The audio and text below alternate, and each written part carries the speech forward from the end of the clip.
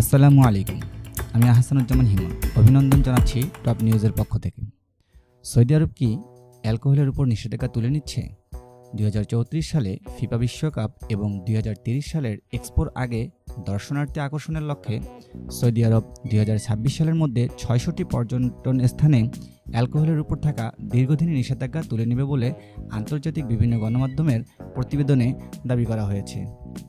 British সংবাদ মাধ্যম the sun এবং তুরস্ক ভিত্তিক সংবাদ মাধ্যম তুর্কি টুডে শনিবার তাদের প্রতিবেদনে এ খবর জানায়। যদিও স্থানীয় কর্তৃপক্ষ এ বিষয়ে কিছু জানিয়েছে কিনা তা নিশ্চিত জানা যায়নি। দ্য সান বলেছে, অতি রক্ষণশীল দেশ হিসাবে পরিচিতি সৌদি আরব 5 তারকা হোটেল, বিলাসবহুল রিসোর্ট এবং প্রবাসী বান্ধব কম্পাউন্ড সহ লাইসেন্সপ্রাপ্ত স্থানে ওয়াইন, বিয়ার এবং সাইডার বিক্রির অনুমতি দেবে। তবে জনসাধারণ, বাড়ি, দোকান এবং ফ্যান জোনে মদ্যপান নিষিদ্ধ থাকবে। কঠোর নিয়ম অনুসারে মেনু থেকে স্পিরিট সম্পূর্ণরূপে বাদ দেওয়া হবে বলে উল্লেখ করা হয়েছে প্রতিবেদনে।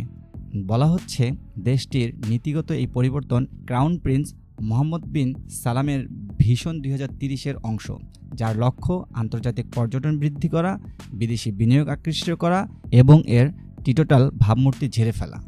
দ্য সানের দাবি, স্থানীয় কর্মকর্তারা আশা করেছেন যে নিয়ম সিন্দালাহ দ্বীপ, লোহিত সাগর প্রকল্পের মতো জমকালো এলাকায় নিয়ন্ত্রিত অ্যালকোহল বিক্রি দেশটিকে সংযুক্ত আরব আমিরাত এবং বাহরাইনের মতো উপসাগরীয় প্রতিদ্বন্দ্বীদের সাথে প্রতিযোগিতা করতে সাহায্য করবে, যেখানে পর্যটন অঞ্চলে মদ্যপান ইতিমধ্যে বৈধ।